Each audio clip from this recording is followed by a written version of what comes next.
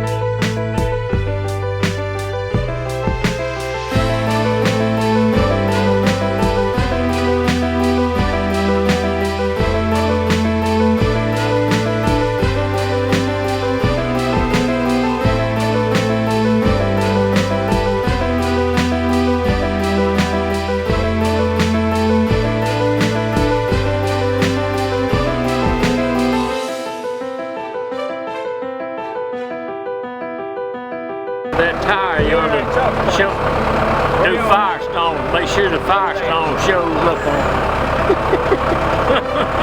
on Willie's barking orders.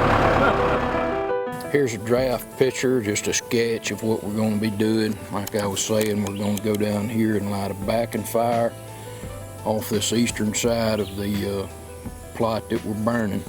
We're going to burn from 1 to 2, as that'll be the firing sequence. Then we're going to have another person come in a few minutes later after that backs off a few feet, and we'll burn from 3 to 4. And then we'll have a person go 5 to 6, 7 to 8, and then we'll have the 2 people with torches. They'll turn and get 9 to 10, 11 to 12, and then we'll mop up the last one down there.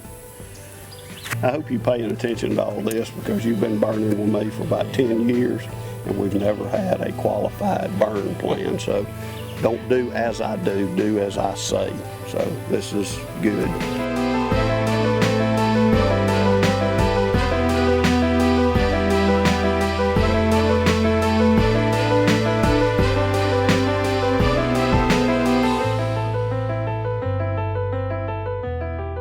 If you've got the stomach for it and you've got long leaves, a summer burn is a way to do it to get rid of this hardwood brush. We got Keith running up one line, Drew running up the other one, and it's basically running 2 little head fires, and it's going to suck up in the middle, but it is getting hot right out there. But those little sweet gums and oats, they're done, they're toast. We're going to prune some of these lower limbs, which needs to happen for quality wood production.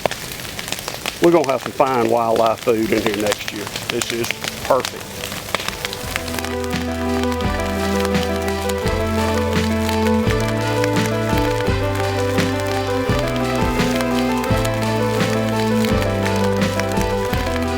If you watch that fire, when it shoots up, you can see the top of those trees move just a little bit.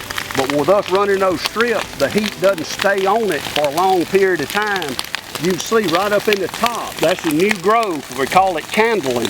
And as long as the heat doesn't stay on that terminal bud for an extended period of time, it's not going to hurt that tree. So these long leaves can handle a hot fire because of the biology of the tree. They are designed to handle it.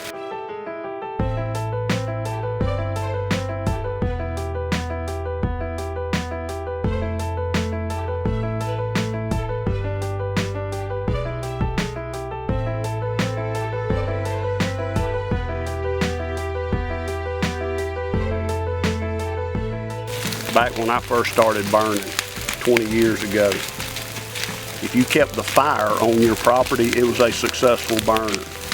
Now, smoke management is just as important or more important than actually fire management. That's why Drew went through the painstaking effort of getting that burn plan done and looking at the relative humidity, all of the wind directions. and everything where we know what this smoke is going to do. And when these thunderheads popping up in the afternoon, humidity's coming up, it pushes that smoke back down, and it'll hit a drainage, and it'll follow that drainage even though the wind may be blowing north. If that drain whips around south, it's going to follow that drain. So that's why smoke management is so important.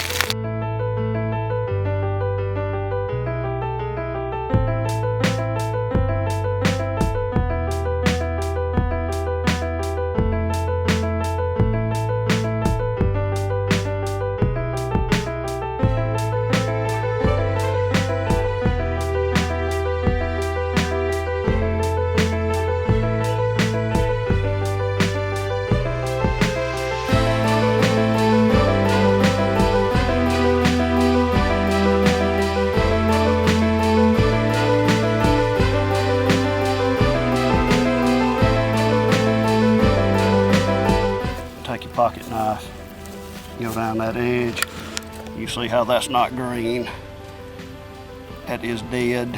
You look all the way up through here, you can see little busted spots on the bark. All these leaves are curled up, so it's got no way to produce any food with the leaves gone. Busted bark down here. That little sweet gum is toast. It ain't coming back, and that's what we wanted to happen in these long leaves.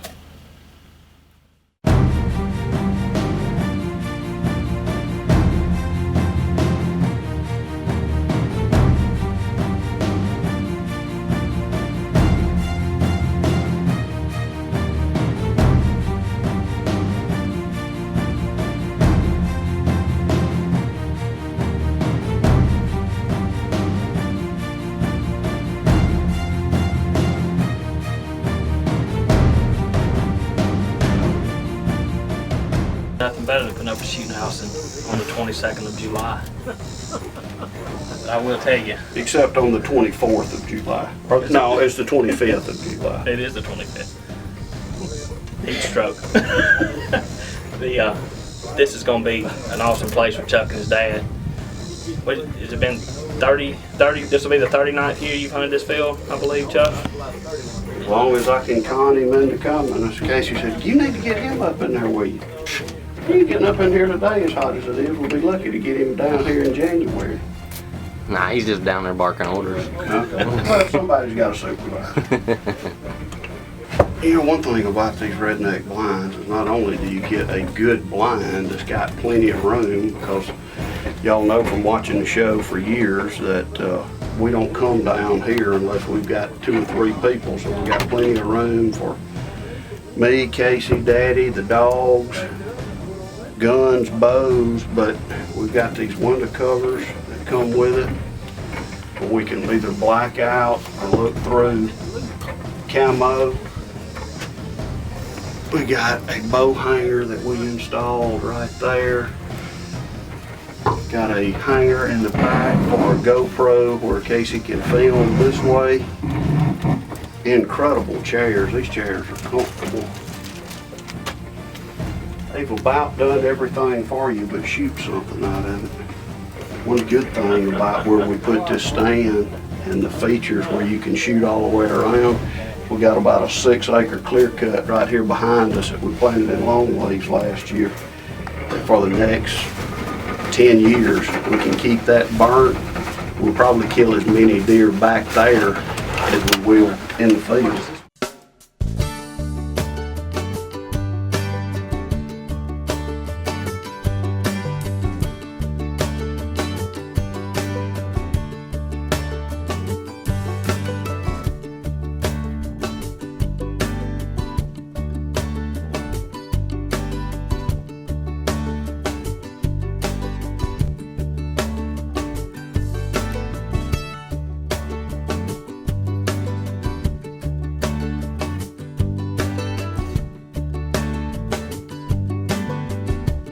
There's a place I go, tucked back in the